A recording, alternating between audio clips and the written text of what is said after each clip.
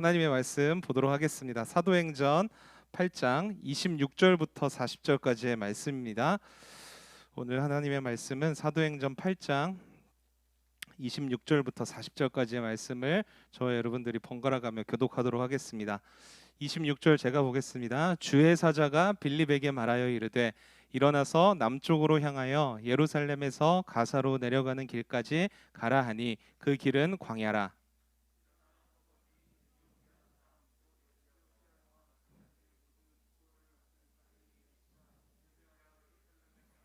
돌아가는데 수레를 타고 선지자 이사야의 글을 읽더라.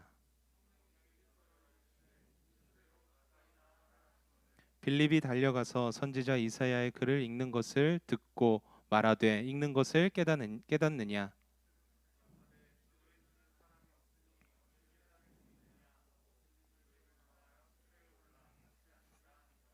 읽는 성경 구절은 이것이니 일러스되 그가 도살자에게로 가는 양과 같이 끌려갔고 털 깎는 자 앞에 있는 어린 양이 조용함과 같이 그의 입을 열지 아니하였도다.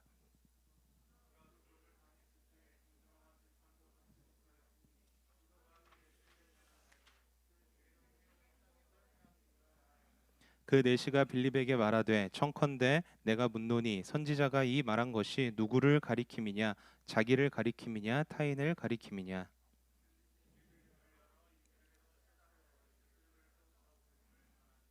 길 가다가 물 있는 곳에 이르러 그 내시가 말하되 보라 물이 있으니 내가 세례를 받음에 무슨 거리낌이 있느냐.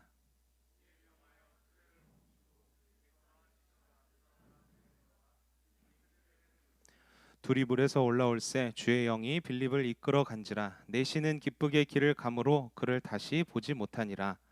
빌립은 아소도에 나타나 여러 성을 지나다니며 복음을 전하고 가이사랴에 이르느니라. 아멘. 함께 기도하겠습니다. 사랑해 주님 감사합니다. 스승의 주일을 맞아서 또 우리의 영적인 스승이 되시는 우리 선생님들을 이 시간 사랑하고 축복하는 시간을 가졌습니다.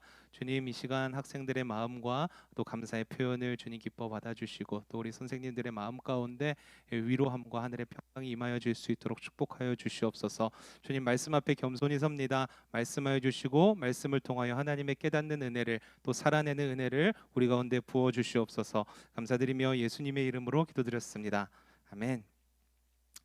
자, 여러분, 우리나라 사람들이 종종 하는 말 중에서 어떤 말이 있냐면요, 두 번 이상의 우연이 겹치면 라는 말이 있어요.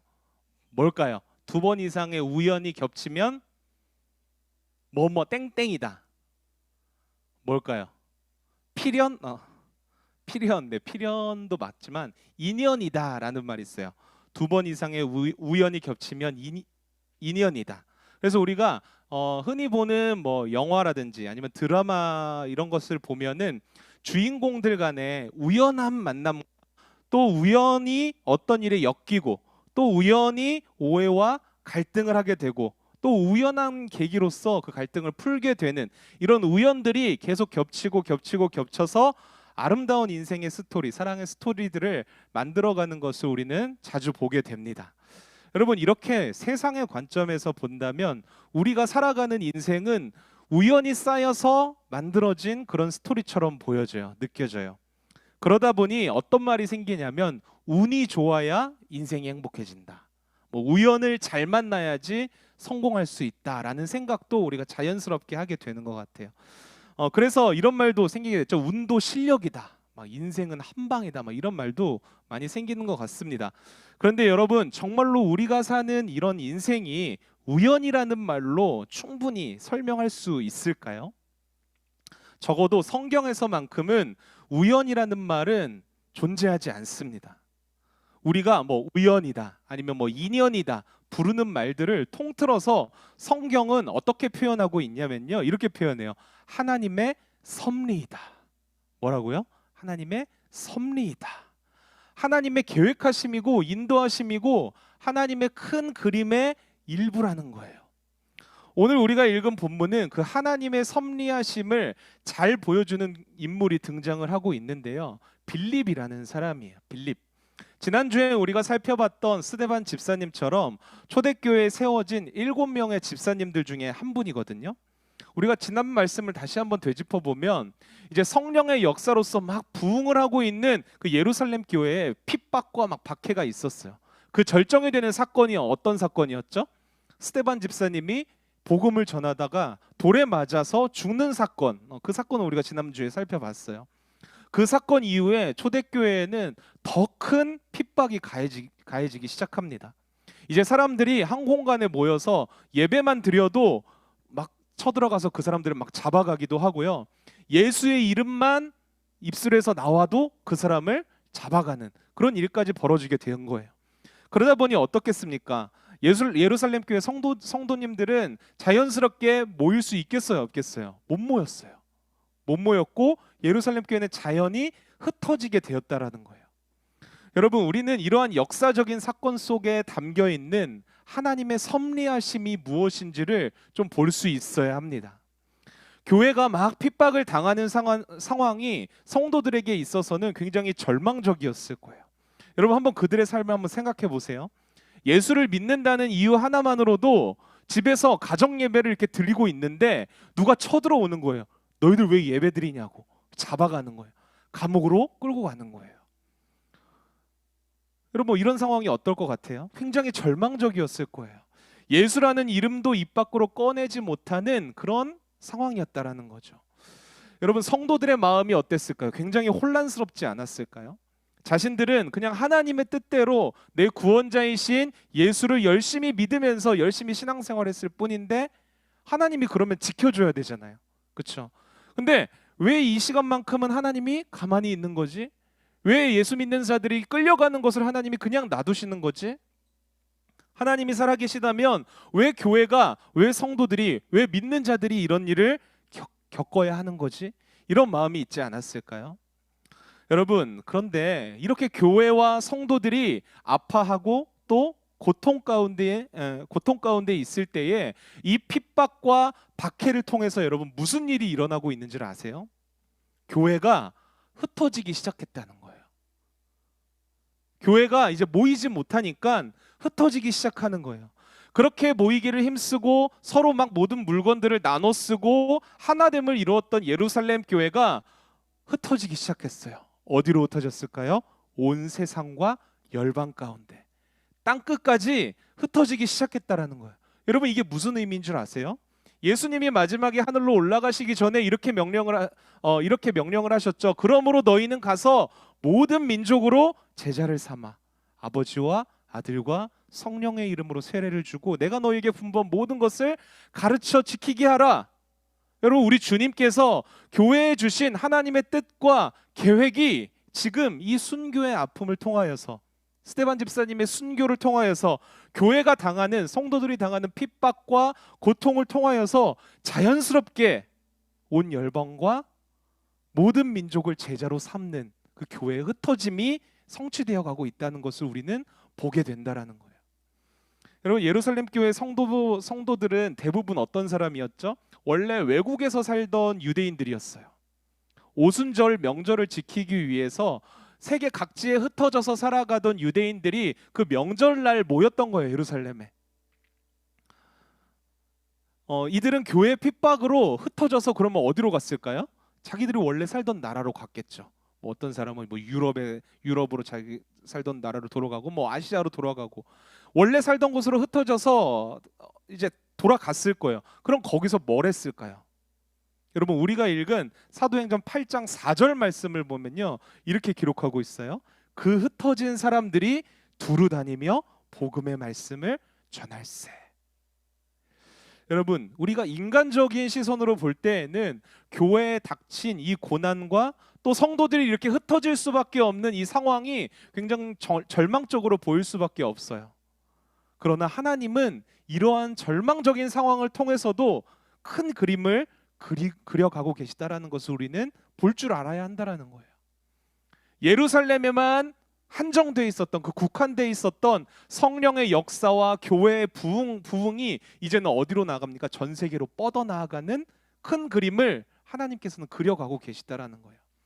이제는 그 예루살렘에 있는 유대인들뿐만이 아니라 유대인들만을 향한 구원이 아니라 이제 모든 민족으로 제자를 삼을 수 있는, 세계 선교의 시대가 활짝 열리게 되었다라는 거예요. 그 시작이 언제부터라고요? 스데반 집사님의 순교와 교회의 핍박, 거기서부터 시작되었다는 거예요. 여러분, 우리가 당장 눈앞에 보여지는 그 상황과 어떠한 문제에 막 함몰되어서 좌절하고 낙심하게 된다면요, 하나님이 그려가시는 그 큰 그림을 우리는 볼 수가 없는 거예요. 하나님은 우리 인생 가운데, 저와 여러분들의 인생 가운데 굉장히 크고 놀라운 그림을 그려가고 계세요. 그런데 지금 당장 내가 겪는 이 어려운 일, 힘든 일, 이 문제 앞에서 넘어져서 믿음을 잃어버린다면 하나님이 완성해 가시는 그 큰 그림을 볼 수가 없다는 거예요. 지금 당장은 내가 힘들어도 어려워도 이 아픔을 통하여서, 이 아픔이 하나님의 그 크신 섭리 안에서 이루어진 그 큰 그림의 작은 일부라는 사실을 믿는 믿음이 우리에게 있어야 한다라는 거죠. 혹시라도 이 자리에 지금 당장 힘든 일을 겪고 있거나 감당하기 어려운 상황에 있는 친구들이 있다면요, 흔들리지 않았으면 좋겠어요. 비록 지금은 하나님께서 나를 외롭게 홀로 두시는 것처럼 느껴질지라도, 내가 막 기도하는 이 내 기도에만 유독 하나님은 침묵하시는 것처럼 느껴질 때도 있지만, 여러분, 하나님께서는 여러분들의 삶의 그 한 절 한 절을 그냥 허투루 흘려보내지 않으세요. 그 힘든 순간, 그 여러분들이 아파하고 고통스러워하는 그 순간을 믿음으로 통과해냈을 때 우리는 하나님이 이루어 가시는 큰 그림을 볼 수가 있다라는 거예요. 마치 교회의 핍박을 통해서 세계 복음화를 이루어내시고, 오늘날 우리가 여러분 예수를 믿는 은혜를 누릴 수 있었던 것도 초대교회가 핍박당해서 흩어졌기 때문에 가능하다라는 거예요. 여러분, 그 하나님이 지금도 여러분들의 삶 속에서 일하고 계시다라는 것을 믿는 믿음을 가지셨으면 좋겠어요. 여러분, 오늘은 초대교회의 흩어짐을 통하여서 복음이 이제 전 세계로 뻗어나가는 그 세계 선교의 첫걸음이 열리는 중요한 이야기를 살펴보도록 할 건데요. 그 중심에 빌립이라는 사람이 있습니다. 바로 오늘 본문 앞에서 빌립이라는 사람은 이제 하나님의 이제 성령의 인도하심을 받아서 사마리아라는 땅에서 엄청난 사역의 성공을 이루게 돼요. 사마리아가 여러분 어디 있는 곳이죠? 이스라엘이 이렇게 있으면은 예루살렘이 가운데 쪽에 있고 그 위에 거의 북쪽에 있는 곳이 사마리아예요. 사마리아. 이 사마리아의 지역에서 복음을 전하면서 엄청난 부흥을 이루게 돼요. 하나님께서 빌립에게 큰 능력과 표적을 행하게 하십니다. 복음을 전할 때마다 사람들이 회개하고 막 세례를 받는 일들이 점점 늘어나기 시작했어요. 다들 놀라며 빌립을 따르기 시작합니다. 복음이 전해지지 않았던 이 사마리아 지역은 이 빌립의 사역을 통하여서 놀라운 부흥을 이루게 돼요. 그런데 그 부흥의 기쁨을 누릴 새도 없이 하나님께서 오늘 빌립에게 이렇게 말씀하고 계세요. 본문 26절 말씀을 같이 읽어봅시다. 시작. 주의 사자가 빌립에게 말하여 이르되 일어나서 남쪽으로 향하여 예루살렘에서 가사로 내려가는 길까지 가라 하니 그 길은 광야라. 여러분, 빌립이 사마리아에서 성공적인 사역을 일궈냈을 때 얼마나 많은 열심과 희생과 수고로움이 있었겠어요. 그렇죠? 그래서 이제 막 열심히 막 노력해서 피땀 흘리고 막 쫓아다니면서 사역을 성공시켜서 이제 사역의 터전을 갈고 닦았어요. 이제부터 이제 막 즐겁게 사역을 시작하려고 했을 텐데 하나님이 뭐라고 말씀하시는 거예요? 빌립아, 거기서 떠나라고 말씀하세요. 심지어 가라고 하는 곳이 어딥니까? 가사라는 곳이죠. 가사. 여러분들이 뉴스에서 굉장히 많이 들어본 지명일 거예요. 이스라엘의 가자 지구라고 하는 곳이에요. 가자 지구. 많이 들어봤죠. 막 폭격이 일어나고 막 폭동이 일어나는 그런 뉴스를 아마 많이 봤을 거예요. 가자 지구는 어디 있냐면요, 이스라엘이 있으면 이 예루살렘 가운데 있고 최남단에 있는 곳이, 남쪽에 있는 곳이에요. 여러분, 빌립이 있는 곳이 어디라고 했죠? 예루살렘의 가장 북부라고 했죠. 거리상으로 따져봐도 빌립이 있는 사마리아에서 이 가사라는 곳까지 직선 거리로만 150km나 된다고 해요. 150km. 우리나라로 치자면 서울에서 약 대전까지 이르는 거리예요. 여러분, 이 당시에 교통수단이 뭐가 있었겠어요?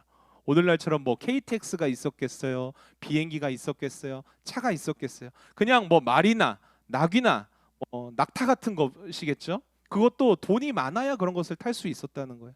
없으면 어떻게 해요? 그냥 걷는 거예요. 게다가 이 길은 어떤 길입니까? 광야길이라고 성경은 말하고 있어요.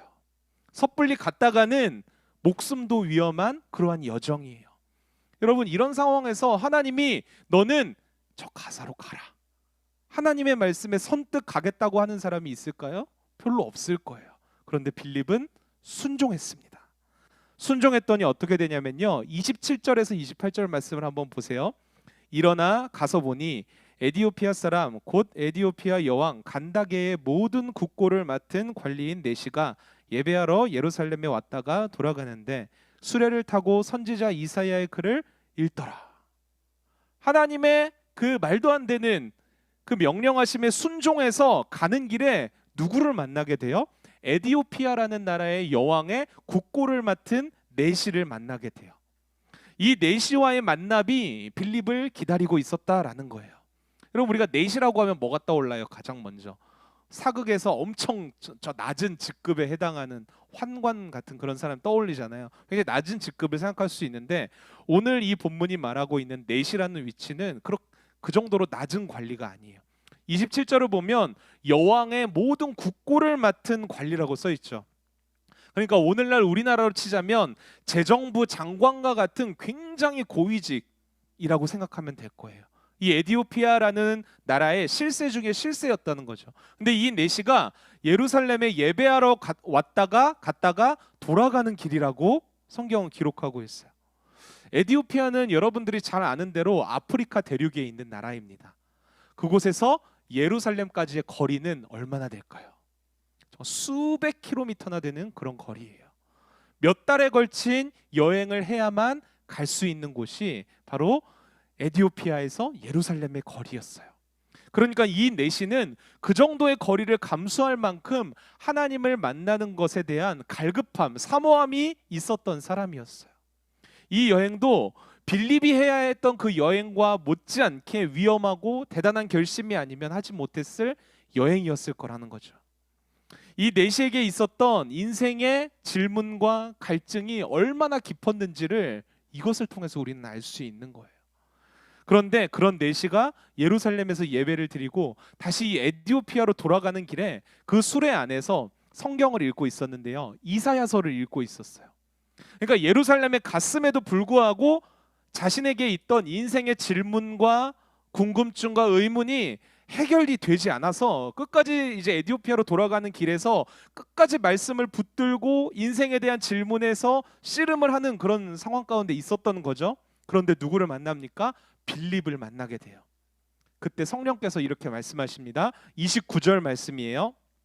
성령이 빌립더러 이르시되 이 수레로 가까이 나아가라 하시거늘. 성령의 음성에 순종해서 빌립이 네시가 읽는 성경의 소리를 듣게 됩니다. 30절에서 31절 말씀을 한 번 더 보세요. 빌립이 달려가서 선지자 이사야의 글 읽는 것을 듣고 말하되 읽는 것을 깨닫느냐? 대답하되 지도해 주는 사람이 없으니 어찌 깨달을 수 있느냐 하고 빌립을 청하여 수레에 올라 같이 앉으라 하니라. 에디오피아 이 네시는 이사야서 말씀을 막 붙들고 읽고 있기는 했지만 하나님의 뜻을 깨닫지 못하고 있었어요. 자신에게 있었던 인생에 대한 질문에 대한 답을 찾지 못하고 있었다는 거예요. 그러다가 빌립을 만났고 그 빌립에게 하나님의 말씀을 풀어달라고 요청을 하게 된 거예요. 그런데 빌립이 자세하게 들어보니까 이 이사야의 구절은 어떤 구절이었냐면 죄인들을 위해서 고난받으시는 예수님에 대한 예언의 말씀이었어요. 이미 여러분 빌립은 어떤 사역을 해왔던 사람이에요? 사마리아 땅에서 정말 헤아릴 수 없도록 예수 그리스도에 대한 고난과 십자가와 부활에 대한 복음의 메시지를 수도 없이 그렇게 선포했던 그런 사역을 하고 이 자리에 있는 사람이었어요. 이미 이 네시가 가지고 있었던 이사야서의 그 구절에 대한 하나님의 말씀에 대한 궁금증과 의문에 대한 모든 설명을 다 해줄 수 있도록 준비된 사람이 바로 이 빌립이었다라는 거예요. 이제 사마리아 땅에서 헤아릴 수 없도록 선포했던 그 십자가와 부활에 대한 복음의 메시지를 이제 이 에디오피아 네시에게 전하기 시작합니다. 여러분, 그 복음의 메시지를 들은 네시는 인생에 대한 답을, 의문을 찾았을까요? 의문에 대한 답을 찾았을까요? 네, 찾았어요. 모든 갈증과 의문과 물음에 대한 가장 확실한 답을 찾을 수 있었어요. 그 답은 뭐였냐면 바로 예수 그리스도였어요. 그걸 어떻게 알 수 있냐면요, 36절 말씀을 보면 알 수 있는데요, 36절 말씀을 한번 보세요. 길 가다가 물 있는 곳에 이르러 그 내시가 말하되 보라 물이 있으니 내가 세례를 받음에 무슨 거리낌이 있느냐. 그 복음의 메시지를, 빌립이 풀어주는 그 복음의 메시지를 다 듣고 난 다음에 내시가 요청했던 게 뭐였어요? 저에게 세례를 베풀어 주세요. 여러분, 세례가 무엇입니까? 그냥 물을 붓는 게 세례예요? 맞아요. 다시 거듭나는 것, 다시 새 사람으로 다시 태어나는 것을 세례라고 해요. 예수님을 알기 전에, 예수님을 믿기 전에 죄된 나, 그런 세상적으로 살아가던 나, 내가 기준이 되고 내가 중심이 되던 그런 삶은 깨끗하게 씻어버리고 이제는 예수의 사람으로, 성령의 사람으로, 하나님의 자녀로 새롭게 태어났습니다. 이 표시가 바로 세례라는 거예요. 여러분, 내시가 왜 갑자기 복음의 메시지를 듣고 세례를 요청했겠어요? 그는 지금껏 살아온 인생에 대한 모든 의문을 이 복음의 메시지를 통해서 예수 그리스도로 다 해결받게 된 거예요. 그리고 그 예수로 말미암아 다시 태어나게 된 거예요. 이제 이 내시의 앞으로의 삶은 어떤 삶을 살아가게 될까요? 그 예수만 따르기로 결정했다라는 거죠. 여러분, 빌립이 성령의 음성에 순종해서 자신의 그 성공적인 사역지를 떠나서 그 머나먼 광야길을 지나 그리고 에디오피아 내시라는 인생에 대한 질문과 갈급함을 가진 한 사람을 만나게 되었어요. 그리고 그의 모든 의문과 갈증을 복음으로 해결하고는 예수의 사람으로 변화시키는데 쓰임 받게 되었다라는 거죠. 이 상황만을 살펴보면 여러분, 굉장히 우연적인 사건으로 우리는 생각을 하고 있어요. 그러나 우리는 분명히 알 수 있어요. 빌립을 이곳으로 보내신 것도 하나님이시고, 이곳에서 에디오피아 내시라는 사람을 만나게 하신 것도 하나님이시고, 그 빌립의 입술을 통해서 말씀하시고, 또 내시의 심령 깊은 곳에서 그 말씀을 믿도록 역사하신 분도 하나님이라는 사실을 우리는 알 수가 있습니다. 여러분, 오늘 말씀은 그래서 에디오피아 내시 한 사람이 구원받은 어떤 그런 구원 스토리로 보이지만 여러분, 그렇지 않아요. 거기서 끝나는 게 아니라요, 이 내시는 복음을 들고 복음을 듣고 어디로 가게 됩니까? 에디오피아로 갑니다. 아프리카 대륙으로 돌아가서 그곳에서도 예수를 전하는 삶을 사는 사람으로 분명하게 쓰임 받았다라는 것을 우리는 확인할 수 있는 거예요.